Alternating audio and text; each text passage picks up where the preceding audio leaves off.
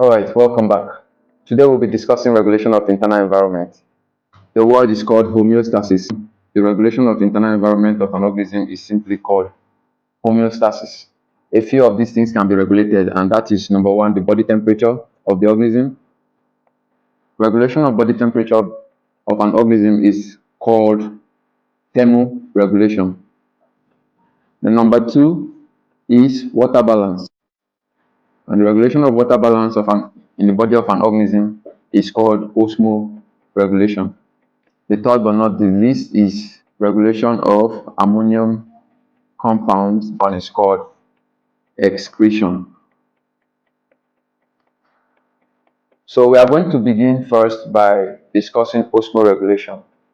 Of course, osmoregulation refers to the regulation of water balance in an organism. How does this happen? Observe that if you take too much water, you find yourself urinating more times than usual. That's your body making its own efforts to regulate the amount of water in your body. So some methods of osmoregulation involve your what? Your sweating and your urinating. Next, we go to thermoregulation. Now, by thermoregulation, of course, we are talking about the regulation of the body temperature of an organism. Organisms are broadly divided into two in this category because there are those who love to adjust their body temperature to suit their surrounding, while there are those who prefer to maintain a constant internal temperature irrespective of the temperature of their surrounding. So that brings us into the two different types of regulation, which is what we call the homeothermic organisms, homeothermic, and the second set of organisms are called poikilothermic. Homeothermics are otherwise called warm-blooded animals, while the poikilothermic are otherwise called cold-blooded organisms. So who are the homeothermic organisms? Homeothermic organisms are those organisms that prefer a constant body temperature irrespective of their surrounding. Examples are human beings.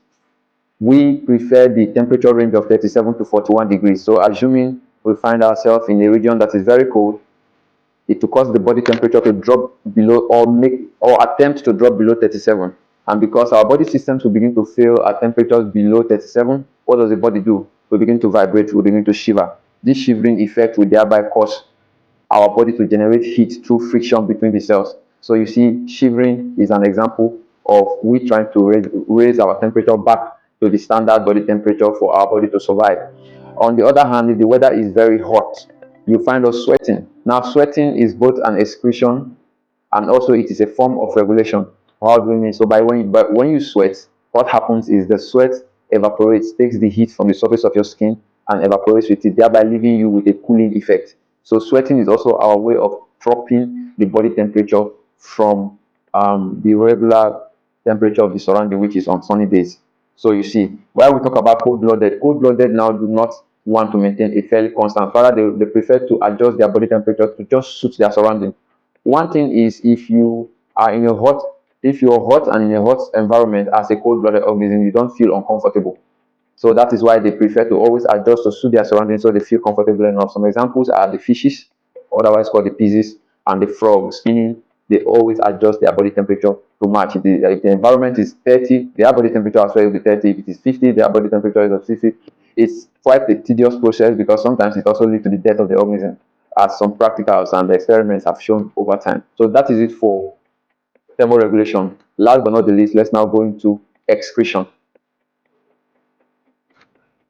So, excretion, as was defined, is the removal of metabolic waste, byproducts of metabolic activities from the body of a living organism.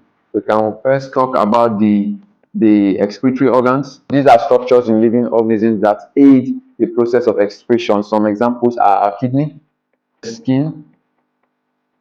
These are two major